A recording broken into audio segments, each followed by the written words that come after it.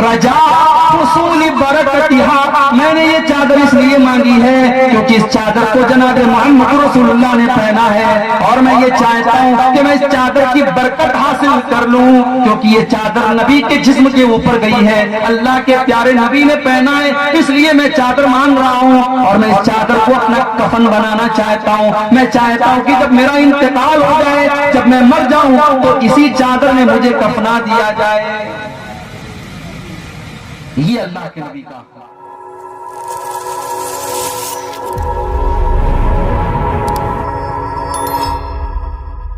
کہ ہم نبی سے محبت کیوں کریں اور نبی سے محبت کیسے کریں، ان دونوں سوالوں کا جواب آج کی تقریر میں دینے کی کوشش کروں گا۔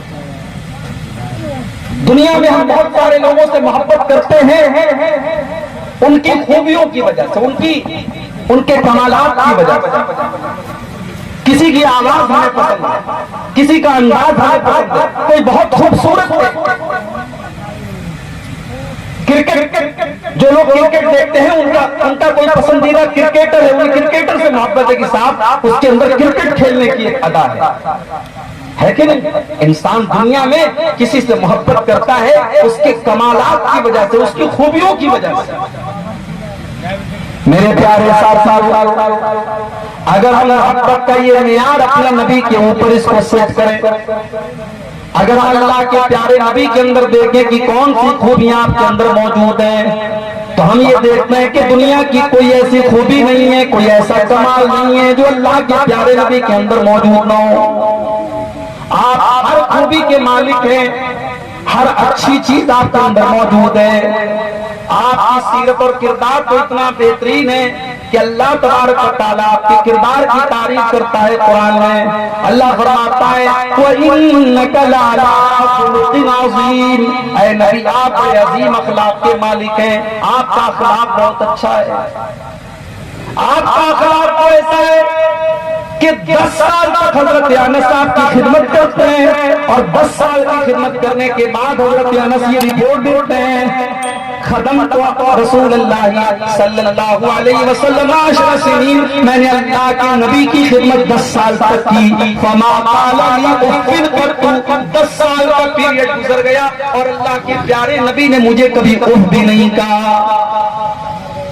10 سال کوئی معمولی مدت نہیں ہوتی۔ 10 سال میں نے اللہ کے نبی کی خدمت کی، اور 10 سال میں کبھی ایسا نہیں ہوا کہ اللہ کے نبی نے مجھے کہا ہو اف کہا ہو۔ کسی کو تکلیف پہنچانے کے لیے سب سے ہلکا لفظ عربی زبان میں کیا ہوتا ہے؟ اف۔ اسی لیے اللہ نے قرآن میں کہا کہ اپنے والدین کو اف بھی مت کہو۔ حضرت انس کہتے ہیں کہ 10 سال میں اللہ کے نبی نے مجھے کبھی اف بھی نہیں کہا۔ کبھی ایسا نہیں ہوا کہ میں نے کوئی کام کیا ہو اللہ کے نبی نے فرمایا ہو کہ اے انس تو نے یہ کام کیوں کیا، اور کبھی ایسا بھی نہیں ہوا کہ میں نے کوئی کام نہیں کیا اور اللہ کے نبی نے فرمایا کہ اے انس تو نے یہ کام کیوں نہیں کیا۔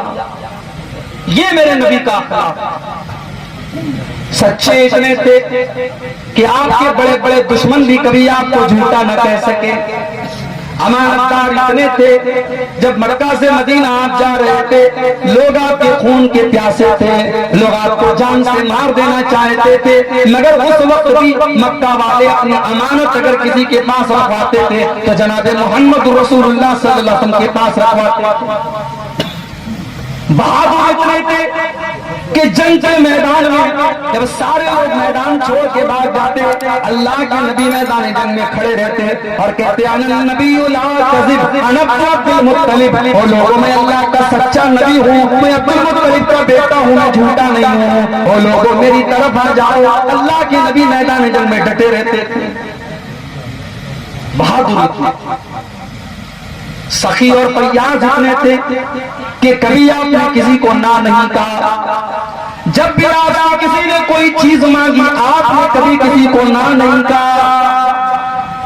ایک صحابی اللہ کے نبی کے پاس آتے ہیں، اے اللہ کے نبی میں ایک چادر آپ کو گفٹ کرنا چاہتا ہوں، میں ایک چادر آپ کو دینا چاہتا ہوں۔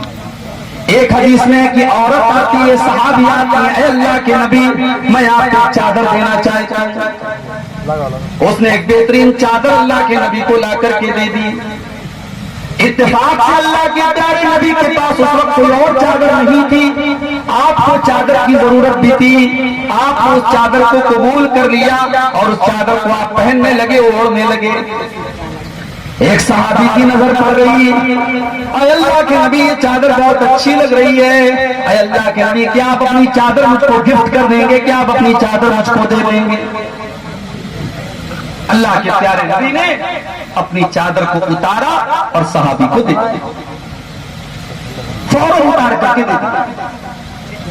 دوسرے صحابہ نے اس صحابی سے کہا تو نے یہ اچھا کام نہیں کیا، تو جانتا ہے کہ اللہ کے پیارے نبی کو چادر کی ضرورت ہے، آپ کے پاس کوئی دوسری چادر نہیں ہے، اور تو یہ بھی جانتا ہے کہ اللہ کے نبی کسی کو نہ نہیں کرتے، جب نبی سے کوئی چیز مانگی جائے تو نبی کسی کو نہ نہیں کرتے، تو نے کیوں نبی سے یہ چادر مانگی؟ صحابی کہنے لگے او لوگوں میری طرف غلط نظروں سے نہ دیکھو، میں نے یہ چادر کیوں مانگی ہے، ذرا میرا مقصد بھی سن لو، میں نے یہ چادر کیوں مانگی ہے؟ رجا حصول برکتہا، میں نے یہ چادر اس لیے مانگی ہے کیونکہ اس چادر کو جناب محمد رسول اللہ نے پہنا ہے، اور میں یہ چاہتا ہوں کہ میں اس چادر کی برکت حاصل کر لوں، کیونکہ یہ چادر نبی کے جسم کے اوپر گئی ہے، اللہ کے پیارے نبی نے پہنا ہے، اس لیے میں چادر مان رہا ہوں، اور میں اس چادر کو اپنا کفن بنانا چاہتا ہوں۔ میں چاہتا ہوں کہ جب میرا انتقال ہو جائے، جب میں مر جاؤں تو اسی چادر میں مجھے کفنا دیا جائے۔ یہ اللہ کے نبی کا